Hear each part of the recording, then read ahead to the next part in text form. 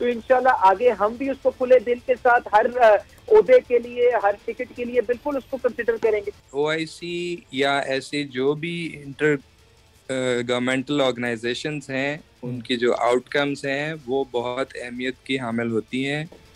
5 बजे से 9 बजे तक इस दौरान जो कंस्ट्रक्शन मटेरियल और वाटर टैंकर हैं उनको बंद किया। सब्सक्राइब करें और बेल दबाएं ताकि कोई खबर रह न जाए।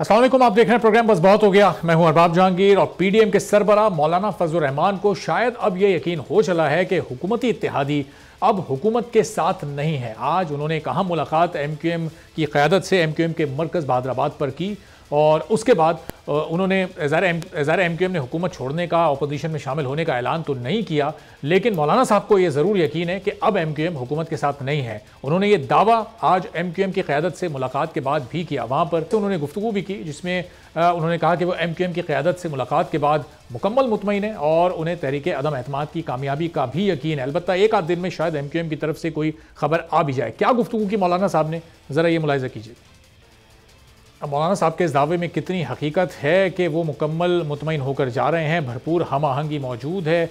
MQM पाकिस्तान के कन्वीनर खालिद मकबूल सिद्दीकी ने भी इसका इशारतन जवाब दिया और कुछ ऐसा महसूस हुआ कि उनका भी टिल्ट, उनका झुकाव शायद अपोजिशन की जानिब है, लेकिन उन्होंने वाज़ेह अल्फाज में कुछ नहीं कहा। क्या कहा उन्होंने, ज़रा ये भी सुनिए।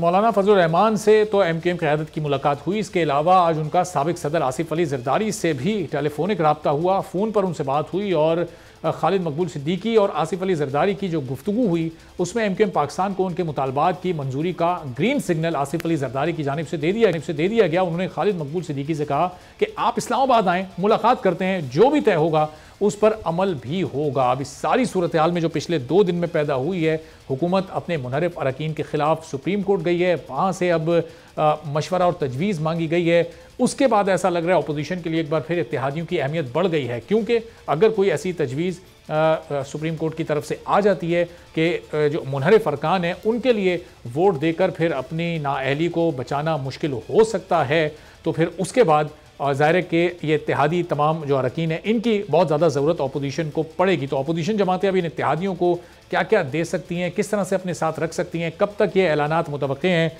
बात करते हैं अली परवेज़ मलिक साहब, नून लीग के सीनियर रहनुमा हमारे साथ मौजूद हैं। पाकिस्तान पीपल्स पार्टी के सीनियर रहनुमा तैमूर तालपुर साहब भी हमें ज्वाइन कर चुके हैं। दोनों को वेलकम करते हैं अपने प्रोग्राम में। अली परवेज़ साहब, ये आज मौलाना साहब मिले MQM से, अभी तक किसी भी इत्तेहादी ने कोई बात किया कि वो आपके साथ हैं? मुनहरिफ अरकान अभी ज़ाहिर हुकूमत के ख़िलाफ़ वोट देने की बात कर रहे हैं, इसके बदले में तमाम लोगों को आप टिकट्स ऑफ़र कर चुके हैं। इन तमाम मुनहरिफ अरकान को ये हुकूमत जाने के बाद टिकट दिए जाएंगे? बिस्मिल्लाहिर्रहमानिर्रहीम। बहुत शुक्रिया अरबाब साहब, आपने अपने प्रोग्राम में याद किया। देखिए, मैं बिल्कुल ये जो इत्तेहादियों की और इनके जो पार्टी छोड़ के जो MNAs हमारे साथ शामिल होना चाह रहे हैं उसके ऊपर बिल्कुल आ जाऊंगा, पर उससे पहले जरा 1 मिनट ये भी सोचिएगा कि इमरान खान साहब जिन इखलाकियात और जिन इक़दार की यहाँ पे सियासत करने का दावा करते थे, आज उनकी जो मॉरल अथॉरिटी है वो कहाँ पे खड़ी है, जब वो जानते हैं कि उनकी ये हुकूमत 6-7 MNAs के ऊपर बनी थी, कि 6-7 MNAs की मेजॉरिटी के ऊपर कायम हुई थी, और उसके बाद आज अपने हाथों से वो 13-14 MNAs को शो कॉज नोटिस जारी कर चुके हैं, जिसके अंदर वो लिख चुके हैं कि वो जानते हैं कि ये मेंबरान जो हैं पाकिस्तान तहरीक इंसाफ को छोड़ चुके हैं। तो आज इमरान खान साहब जिन इक़दार, जिन वैल्यूज की बात करते थे, उसके मुताबिक तो उनको खुद इक़्तिदार से अलहदा हो जाना चाहिए था और नई हुकूमत के बनने का रास्ता हमवार करना चाहिए था। अब आप आ जाएं, जो आप इत्तेहादियों की सियासत के ऊपर बात कर रहे हैं, आपने बिल्कुल जो MQM के हमारे दोस्तों ने आज इशारा किया कि वो किस तरह से जो उनको पिछले 3 साल के अंदर जो पॉलिटिकल स्पेस उनसे वादा की गई थी, उनको वो भी आज तक ना मिल सकी, उनके जो दफ्तर बंद हुए थे वो आज तक खुल ना सके, तो वो गिले तो अपनी जगह मौजूद हैं। उसके पीछे बुनियादी चीज जो थी वो ये थी कि इमरान खान साहब को उस वक्त इक़्तिदार में आने की जल्दी बहुत ज्यादा थी, इसलिए उन्होंने बगैर सोचे समझे हर किस्म का समझौता किया और बाद में जब उनको उन समझौतों के खिलाफ डिलीवर करना था तो वो उन्होंने वो उससे बिल्कुल अलहदगी इख्तियार कर ली।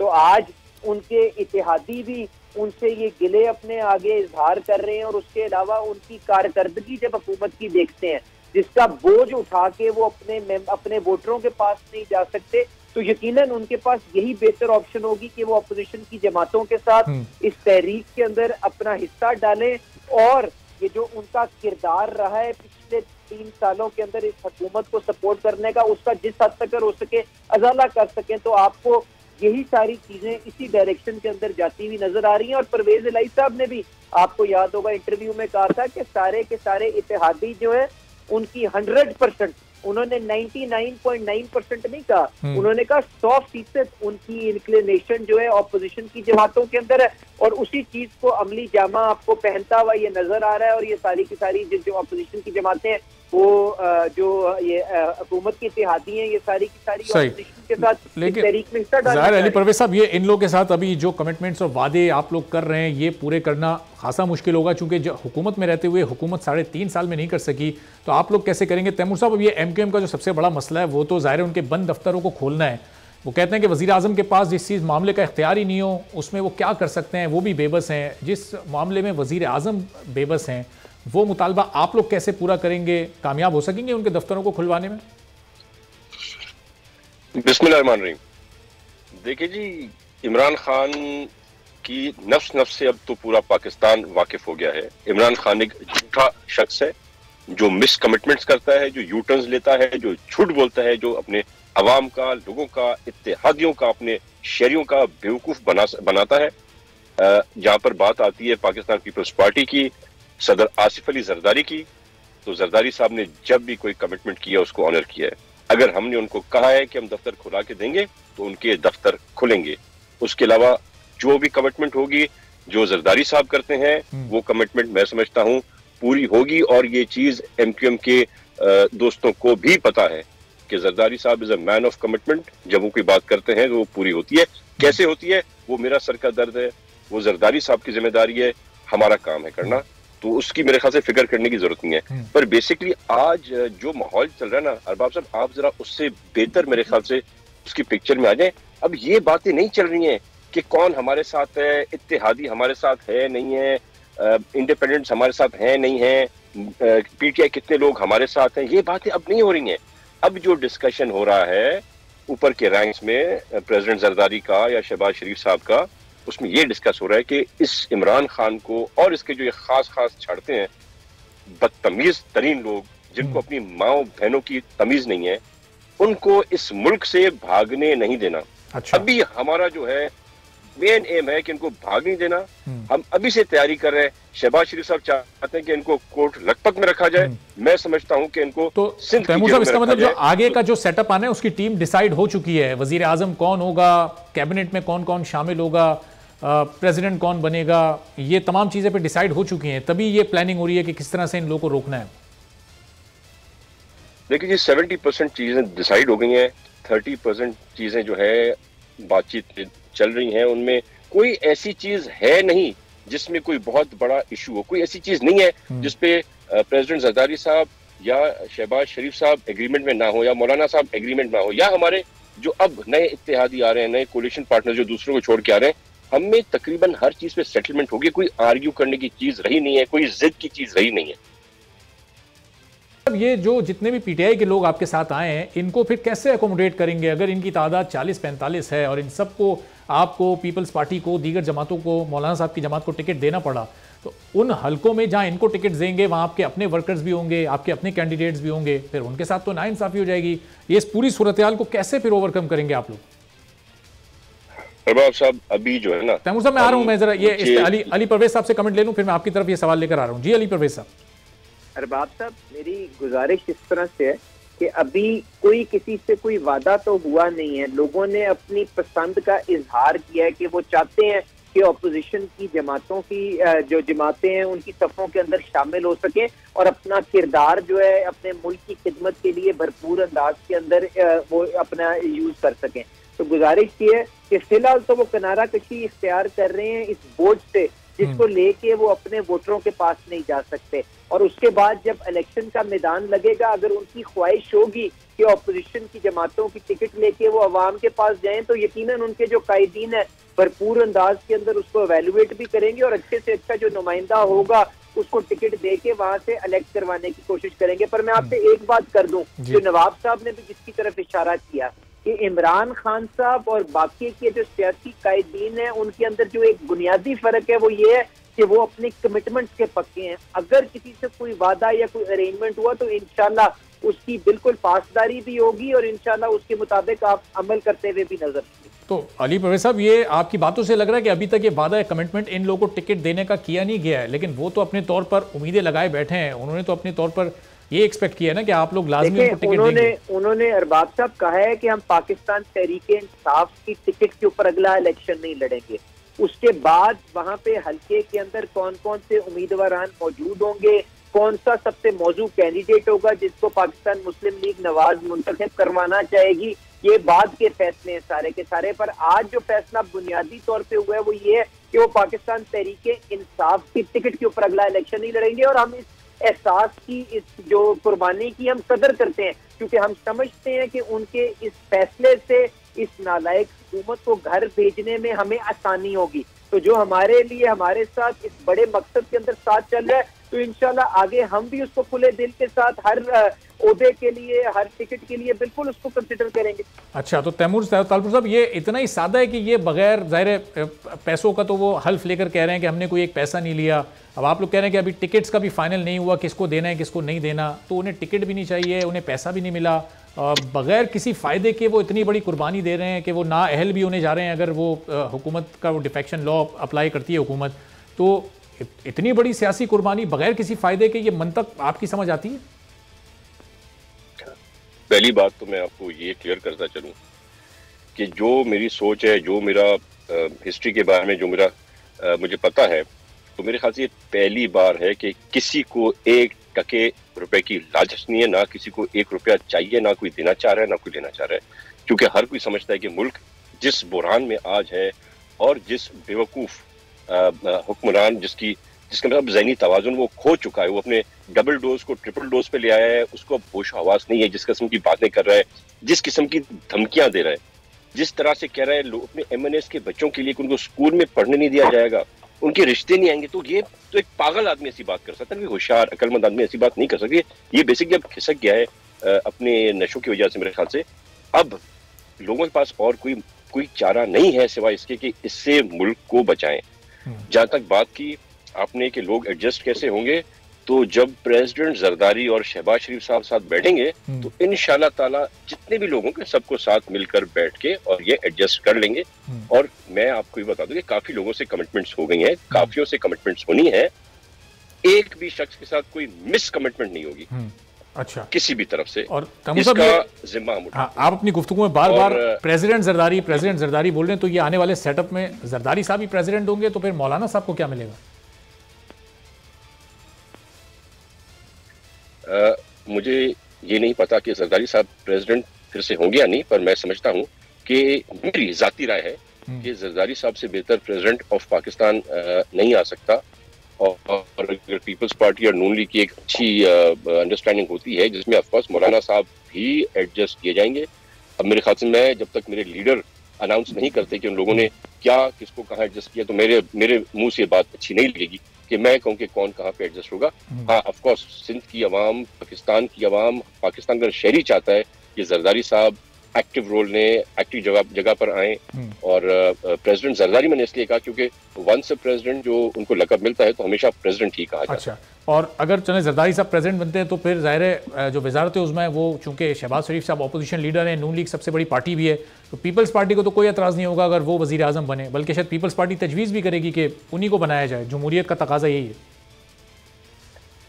देखिए जी, जहाँ तक हमारी सोच है, मैं कभी पाकिस्तान पीपल्स पार्टी के अलावा किसी पार्टी में रहा नहीं हूँ, जब से होश संभाला इसी पार्टी में हूँ। पर मुझे ये जरूर पता है कि शहबाज शरीफ साहब इज अ गुड एडमिनिस्ट्रेटर। जब वो CM पंजाब थे तो उन्होंने पंजाब को खूबसूरत किया, साफ सुथरा किया, अपना वोट बैंक बढ़ाया। तो मेरे ख्याल से अगर वो जरदारी साहब के, प्रेसिडेंट जरदारी के साथ मिलकर एक फैसला करके पीएम आते हैं तो वो एक अच्छा फैसला होगा। मैं उसको एक अच्छा फैसला समझूंगा, पाकिस्तान की आवाम उससे अच्छा फैसला समझेगी। तो अली परवेज साहब, ये दोनों बड़ी जमातों ने अगर दोनों बड़े ओहदे रख लिए, वजीर आजम और नून लीग के पास और प्रेसिडेंटशिप आसिफ अली जरदारी साहब के पास, पीपल्स पार्टी के पास, तो फिर ये इख्तिलाफ नहीं हो जाएगा? मौलाना साहब के हाथ में तो फिर कुछ भी नहीं आएगा। वो तो हमेशा से उनकी ख्वाहिश रही है कि मुल्क के सदर बने, हुकूमत में उनका बड़ा कलीदी किरदार हो। अच्छा अरबाज साहब, मैं बिल्कुल आपके सवाल पे आने से पहले सिर्फ ये गुजारिश करूंगा कि ये बात जहन में रखिएगा कि इस वक्त जो लोग छोड़ के जा रहे हैं पाकिस्तान तहरीके इंसाफ को, वो हुकूमत छोड़ के ऑपोजिशन की सफों के अंदर जा रहे हैं। अगर वो सिर्फ और सिर्फ किसी लालच की बिना के ऊपर जा रहे होते तो ये गंगा उल्टी नहीं बह सकती थी। अब जहां तक आप ये बात कर रहे हैं कि ओहदे किस तरह से ऑपोजिशन की जमातों के दरमियान तकसीम होंगे, तो मैं आपसे सिर्फ इतनी गुजारिश करूंगा कि पहले भी जब ये असेंबली वजूद के अंदर आई थी, उस वक्त इन्हीं सारी सियासी जमातों ने ऑपोजिशन की मिल के जो आईनी ओहदे थे उनके अंदर जो पार्टियों का अपना वजन नेशनल असेंबली के अंदर मौजूद था, उसके मुताबिक एक फार्मूला बनाया था और हर पार्टी को नुमाइंदगी उन ओहदों के अंदर मौजूद थी। तो इंशाल्लाह इसी किस्म का जो अरेंजमेंट है बिल्कुल वर्कआउट हो जाएगा। मुझे नहीं मालूम कि अभी मौलाना साहब को या जरदारी साहब को या शहबाज साहब को किसी ओहदे का वादा हुआ है कि नहीं हुआ, पर ये चीजें सेकेंडरी हैं। इस वक्त जो तरजीह है वो सिर्फ और सिर्फ इतनी है कि इमरान खान साहब से, जिन्होंने पिछले 3-3.5 साल के अंदर एक आम आदमी की जिंदगी इतनी मुश्किल कर दी है कि आज पाकिस्तान तहरीके इंसाफ के मेंबरान अपने हलकों के अंदर नहीं जा सकते, तो हम उनसे छुटकारा हासिल कर लें। उसके बाद ये जो टेम्पररी अरेंजमेंट लेके आना होगा, जिसके अंदर हम चाहते हैं कि बुनियादी इस्लाहात इलेक्शन के कवानीन के अंदर ले आए, एहतसाब के कवानीन के अंदर ले आए। जब ये बेसिक इस्लाहात कर लेंगे तो हम सब ये चाहते हैं कि जल्द से जल्द तो अली परवेज साहब, ये टेम्पररी अरेंजमेंट जो होगा, ये टेम्पररी अरेंजमेंट ये जो फिर आती है चंद हफ्तों के लिए होगा, मौजूद होगी, वो असली इस्लाहात ये चंद हफ्तों के लिए होगा, कुछ महीनों के लिए होगा। अली परवेज साहब, ये टेम्पररी अरेंजमेंट कितने अरसे के लिए होगा? ये तय पा गया, ये चंद हफ्तों का होगा, ये चंद महीनों का होगा, या फिर ये 2023 तक, जब तक असेंबली अपनी मुद्दत पूरी करती हैं, ये उस वक्त तक होगा? आला क़यादत पीडीएम की और पीपल्स पार्टी की बैठ के जो अपना एजेंडा सेट करेंगी अगली गवर्नमेंट के लिए कि उन्होंने कौन कौन सी इस्लाहात करनी है, जब उनको कंक्लूड कर लेंगी तो मेरे ख्याल से सारे ये चाहते हैं कि इस मुल्क की भलाई जिस चीज के अंदर है, जो मेरी नजर के अंदर free and fair fresh elections है, क्योंकि आज किसी भी हुकूमत, इनकमिंग हुकूमत के पास वो रनवे मौजूद नहीं होगी 5 साल की जिसके अंदर वो सही फैसले कर सके। पाकिस्तान को आज सही फैसले दरकार है, पॉपुलर फैसले खाली दरकार नहीं है। तो इसलिए बेहतर है कि हम बुनियादी इस्लाहात करें और जल्द अज जल्द इस मुल्क को इलेक्शन के अंदर लेके जाएं, ताकि इनकमिंग गवर्नमेंट आए वो इस मुल्क को सही डायरेक्शन के अंदर आगे लेके चल सके। तो तैमूर साहब, जाहिर है 70% मामला जब ये तय पा चुके हैं, लेकिन अभी तक ऐसा तासुर मिल रहा है कि अभी तक ये नहीं तय पाया कि ये सेटअप कितने हफ्तों पर मुहित होगा, कितने महीनों पर मुश्तमिल होगा, या फिर 2023 तक ये टेम्प्रेरी सेटअप रहेगा। अभी ये भी नहीं तय पाया वज़ीर आज़म कौन होगा, सदर कौन होगा, काबीना में कौन कौन शामिल होगा। फिर तय क्या पाया है? सिर्फ इमरान खान साहब को घर भेजना अभी तक ये तय पाया, बात की कोई चीज़ तय नहीं पाई है। काफ़ी चीज़ें तय पा गई हैं और काफ़ी चीज़ें तय पा जाएंगी, पर जैसे मेरे भाई अली ने बताया आपको कि मकसद ये नहीं है, मकसद ये है कि इस करप्ट तरीन इंसान से जान छुड़ानी है। मकसद ये है कि हमें अगले साल 1.5 साल में जब तक इलेक्शन होती है, हमें प्राइसेस को नीचे लाना है, हमें महंगाई से छुटकारा पाना है इमरान खान के साथ साथ। तो अभी ज़्यादा वर्किंग इन चीज़ों पर हो रही है कि हम कैसे वापस इस पाकिस्तानी अपने आवाम को, अपने बहनों भाइयों को वो सब पुराने रेट्स देंगे, वो पुराने प्राइसेस ला के देंगे जो कि नवाज शरीफ साहब के दौर में थी, जो कि नून लीग की हुकूमत में थी, या फिर उससे पहले थी। जो ये जुल्म ज्यादती हुई है इस मुल्क के साथ, हम उसको सबसे पहले कवर करना चाहते हैं। तैमूर साहब, ज़ाहिर उसके लिए तो एक बड़ा यूनिफॉर्म हुकूमत बनानी पड़ेगी, उसके लिए किसी एक पूरी जमात के पास पूरा मैंडेट होना चाहिए ताकि इख्तलाफात से बचा जा सके। ये इस टेम्प्रेरी सेटअप में तो ये सब नहीं मुमकिन हो सकेगा, बहुत सारे इख्तलाफात बहुत सारे ओहदों को लेकर हो सकते हैं। ये इस पर किस तरह फिर आप लोग काबू पाएंगे? बिल्कुल मुमकिन है, मुमकिन होगा और हम करके दिखाएंगे।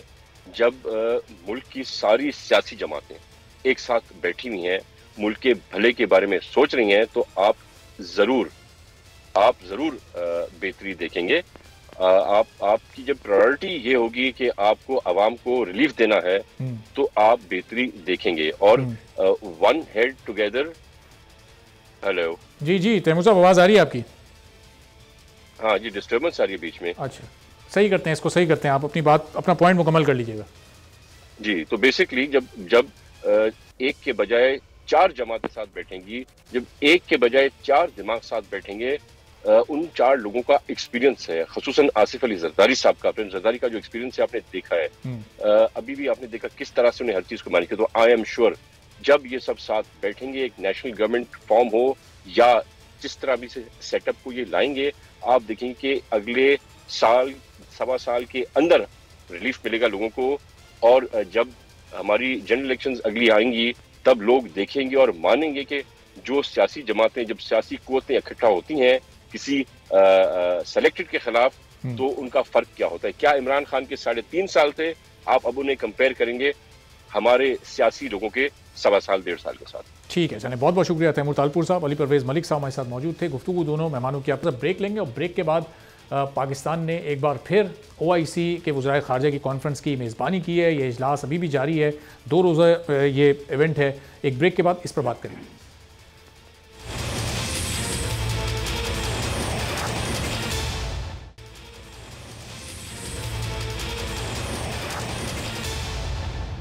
प्रोग्राम में एक बार फिर आपको खुशामदीद कहते हैं। और पाकिस्तान की मेज़बानी में OIC के रुकन ममालिक के वज़राए ख़ारजा का 48वां इजलास जारी है। इजलास के पहले दिन बहुत ही अहम एक्टिविटी रही। OIC के सेक्रेटरी ख़ारजा, अक़वाम मुत्तहिदा के secretary general Antonio Guterres, Saudi वज़ीर ख़ारजा, चीन के वज़ीर ख़ारजा समेत दीगर कई रुकन ममालिक के वज़राए ख़ारजा ने खिताब किया और उम्मत मुस्लिमा को जो भी चैलेंजेस दरपेश हैं उस पर उन्होंने नज़र डाली और गुफ्तगू की।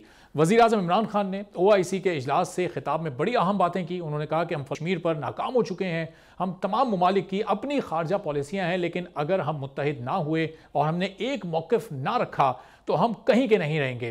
काउंसिल इजलास से खिताब में वज़ीर आज़म इमरान खान ने कहा कि अरबों की तादाद में पूरी दुनिया में मुसलमान हैं, लेकिन उन्हें अहमियत नहीं दी जा रही। मुसलमानों को दुनिया में दहशत गर्दी के साथ जोड़ा गया है। क्या कहा उन्होंने, ज़रा सुनिएगा।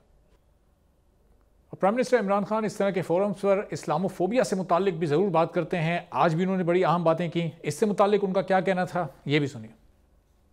वज़ीर आज़म इमरान खान ने इस्लामी ममालिक को गैर जानिबदार रहने का मशवरा भी दिया। कहा कि हमें किसी ब्लॉक में जाने और किसी की जंग का हिस्सा बनने के बजाय आपस में मुत्तहिद रहना चाहिए और अमन में शराकतदार बनना चाहिए। इस बारे में उन्होंने क्या कहा, ये भी सुनिए, फिर गुफ्तगू का आगाज़ करते हैं।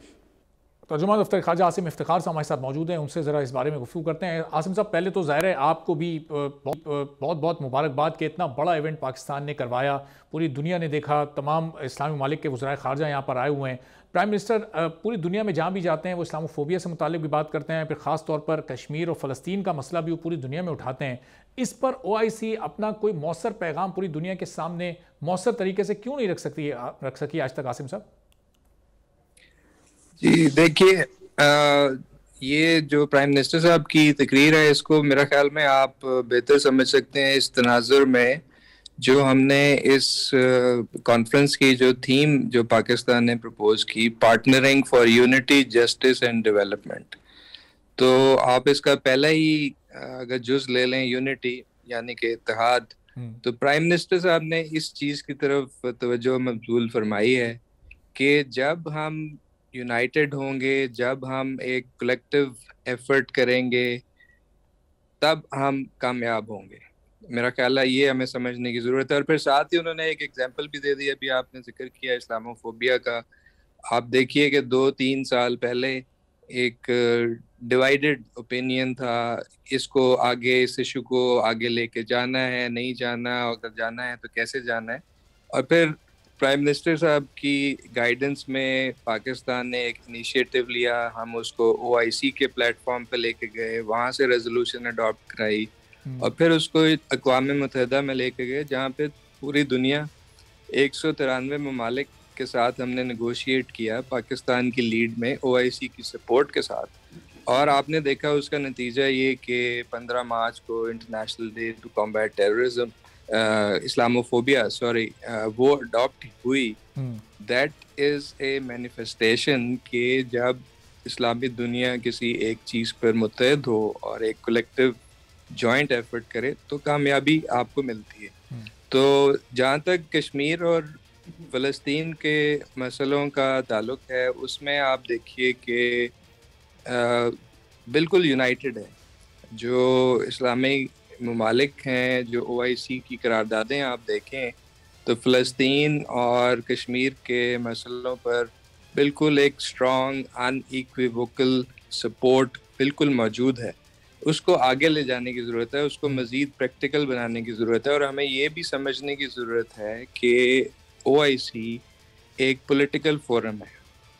ये इसके पास वो टूल्स नहीं है जो security council, UN security council के पास है। और OIC जिस चीज़ को सपोर्ट करती है, फॉर एग्जांपल कश्मीर का मसला आप देख लें, तो OIC ये कहती है कि we support the right of self determination and we support the full implementation of the UN security council resolutions on Jammu and Kashmir. तो वो रेजोल्यूशंस UN सिक्योरिटी काउंसिल की हैं, अक़वाम मुत्तहिदा की हैं, सलामती काउंसिल की हैं, और उनको इम्प्लीमेंट करने की जिम्मेदारी भी सलामती काउंसिल की है।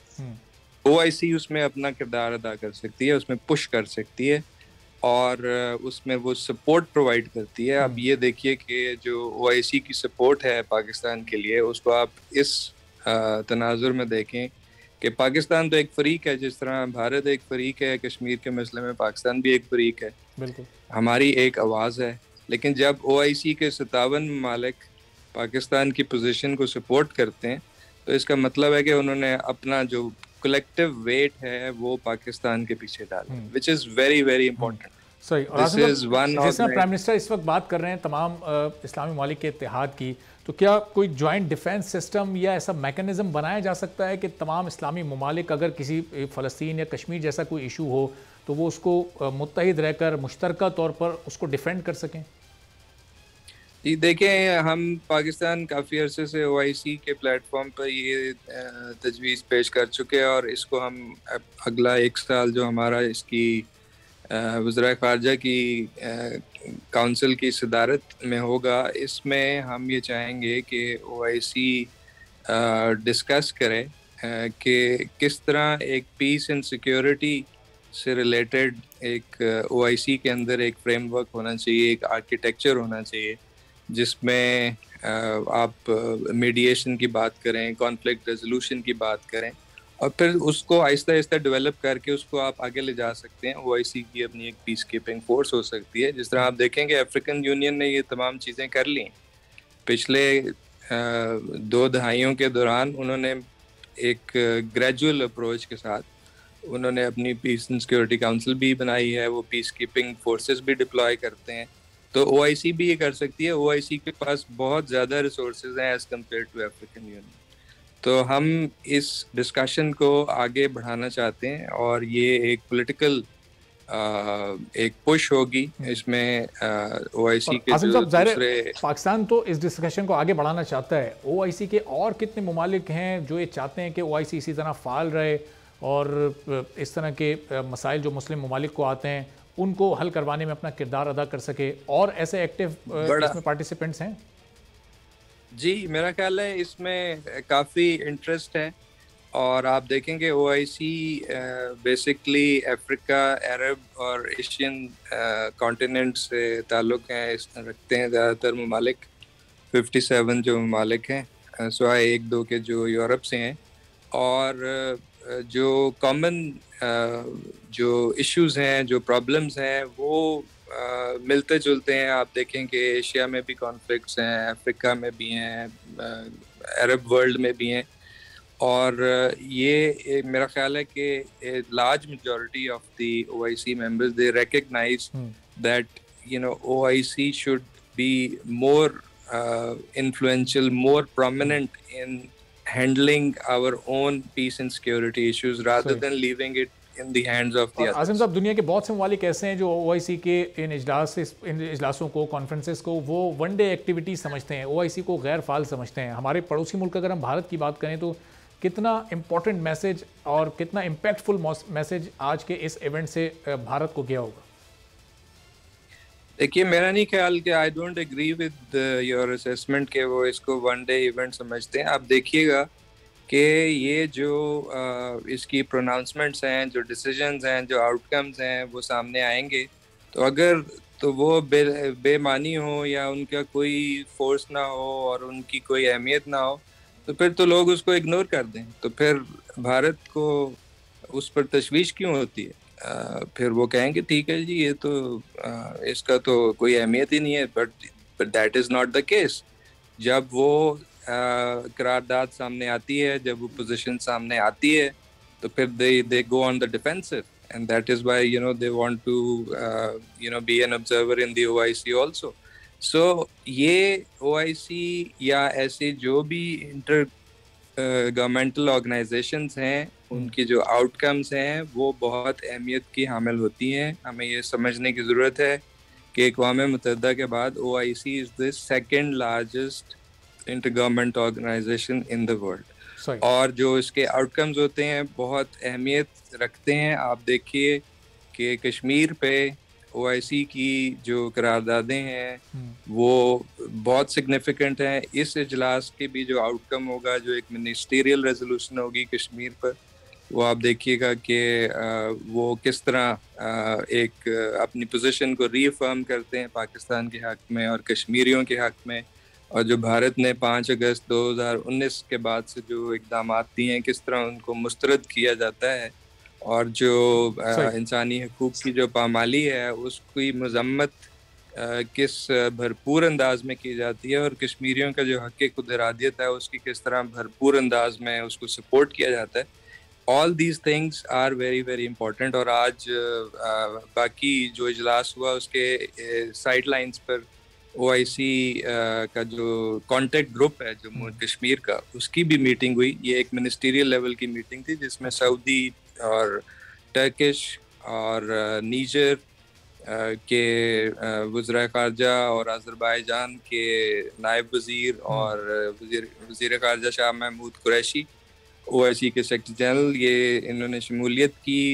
कश्मीरी रिप्रेजेंटेटिव्स मीटिंग की भी ज़ाहिर अपनी जगह बहुत इंपॉर्टेंट है। बहुत बहुत शुक्रिया आसिम इफ्तिखार साहब, तर्जुमान दफ्तर ख़ारजा हमारे साथ मौजूद थे। गुफ्तगू आप एक छोटा सा ब्रेक लेंगे और ब्रेक के बाद वापस आएंगे तो हमारे शहर में ट्रैफिक के हादसात बहुत ज़्यादा बढ़ते जा रहे हैं, कीमती जानों का इसमें नुकसान हो रहा है, इसकी क्या वजूहात हैं, कैसे इनकी रोकथाम की जा सकती है, एक ब्रेक के बाद।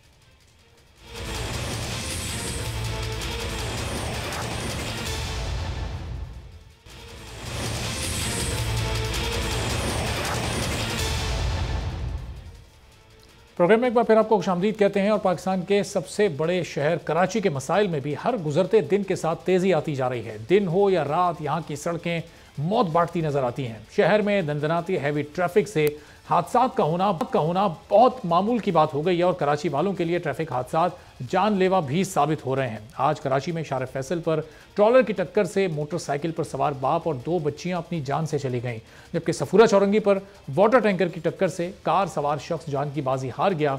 अब इस साल के 3 महीनों में अब तक डंपर, ट्रक, वाटर टैंकर और ट्रॉलर की टक्कर से 18 से ज़ायद अफराद अपनी जानों से जा चुके हैं, जबकि कराची में रवां साल मुख्तलिफ ट्रैफिक हादसात में अब तक 154 अफराद जान की बाजी हार चुके हैं। ये हादसात क्यों इतनी तेज़ी से बढ़ रहे हैं, इनको किस तरह से रोका जा सकता है, इस पूरी सूरत हाल पर बात करते हैं। DIG traffic police Karachi Ahmed Nawaz मौजूद हैं। अहमद साहब, बहुत शुक्रिया, आपने प्रोग्राम के लिए वक्त निकाला। ये जो हैवी ट्रैफिक से ट्रैफिक के हादसात हो रहे हैं, अगर आप इस शुरू के सिर्फ 3 माह की इस साल की बात करें, अभी तक 18 से ज़ायद लोग अपनी जानों से जा चुके हैं। अहमद साहब, क्यों इतने तवातुर के साथ ये हादसात हो रहे हैं?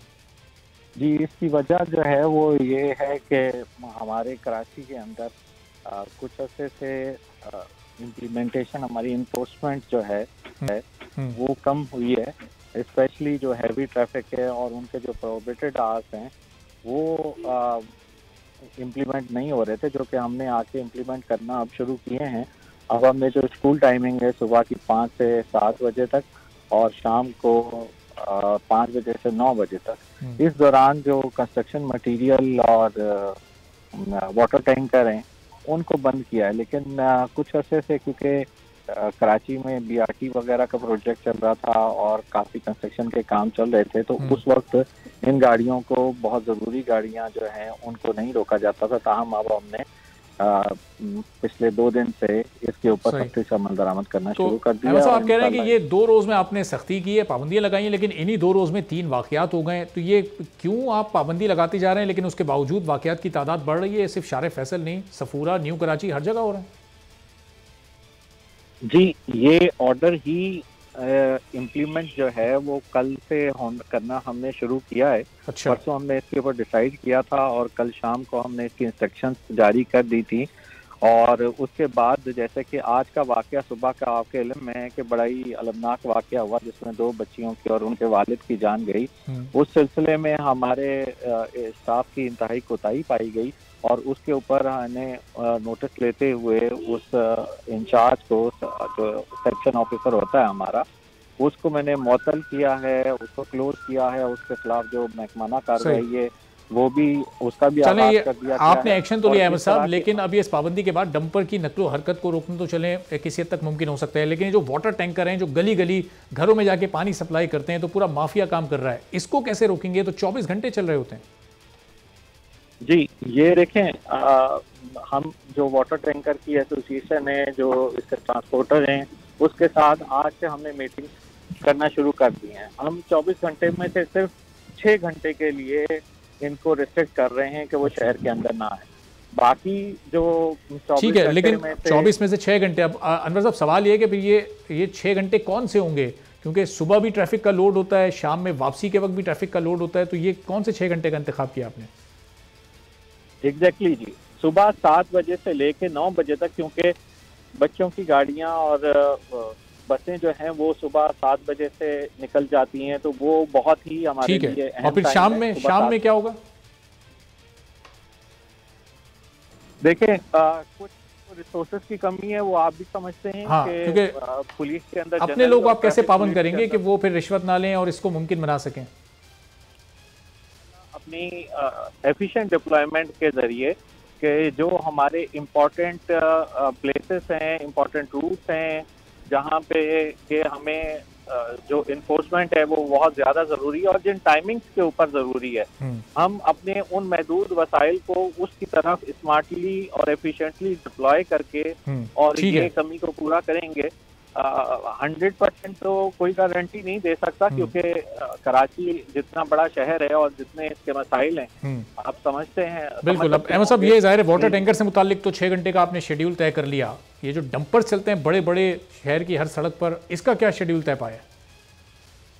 देखिए जी, हैवी ट्रैफिक में तमाम चीजें शामिल होती हैं। हैवी ट्रैफिक में डंपर भी शामिल हैं और वाटर टैंकर भी शामिल हैं। उसके अलावा जो गुड्स की ट्रॉलर वगैरह, ये सब हैवी ट्रैफिक के ये जो 6 घंटे मैंने आपको बताए हैं, इसमें ये इन 6 घंटों में इनमें से कोई अहमद साहब, ये सिर्फ 6 घंटे का टाइम, ये पाबंदी काफ़ी है? चूंकि ये ज़ाहिर है ये सड़कों पर जब ये चल रहे होते हैं तमाम दिन, ट्रैफिक भी चल रहा होता है, सिर्फ रात के वक्त इनको इजाज़त होनी चाहिए कि रात 11-12 बजे के बाद ये शुरू हों और फिर सुबह 7-8 बजे से पहले इनको रोक दिया जाए? जी हाँ, मैं बिल्कुल, जो हैवी ट्रैफिक है वो हमारे लिए 2 तरह का जो है वो मुश्किल पैदा करती है। एक ये कि उससे जो ट्रैफिक का फ्लो है वो मुतासर होता है, और दूसरी बात ये कि वो जब रश आवर्स में होते हैं तो उसमें वो हादसात के बाइस भी बहुत ज्यादा उन्हीं की वजह से हादसात होते हैं। अब अहमद साहब, आखिर में से बता दिए कि ये इस पर पाबंदी पर अमल दरामद होगा या फिर ये कुछ रोज के बाद फिर नरमी हो जाएगी, फिर वही पहले वाला माहौल, वही रिवाज चल पड़ेगा? देखिए जी, ऐसी बात नहीं है कि वो बाद में कमी आ जाती है, क्योंकि आप समझते हैं कि बहुत ज़्यादा इंगेजमेंट्स और बहुत ज़्यादा कमिटमेंट्स होती हैं, बहुत सारे प्रोग्राम नए आ जाते हैं और हमें उस तरफ अपने वसाइल जो है डाइवर्ट करने पड़ते हैं। तो जब वसाइल कुछ डाइवर्ट करने पड़ते हैं, वीगर ड्यूटियों के ऊपर कोई इवेंट आ गया, कोई जैसे 23 मार्च का इवेंट आ गया, या कोई VVIP मूवमेंट हो गई, या कोई और दीगर जो है वो अहम जिम्मेदारी आ गई, उस वक्त हमारी तवज्जो थोड़ी सी ये बुनियादी काम से हट जाती है।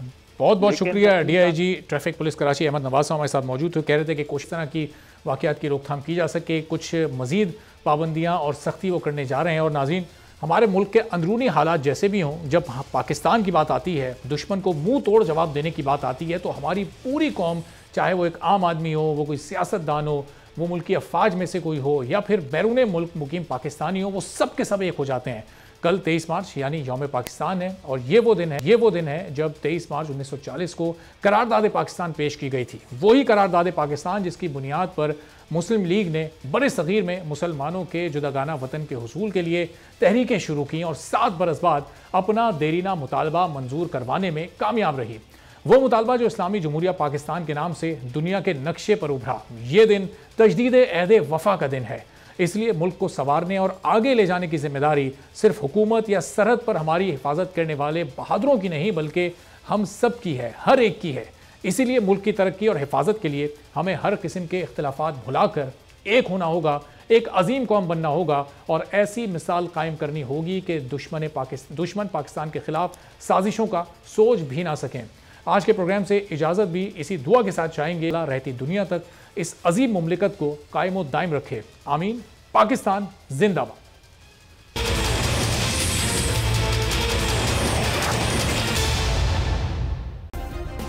सब्सक्राइब करें और बेल दबाएं ताकि कोई खबर रह न जाए।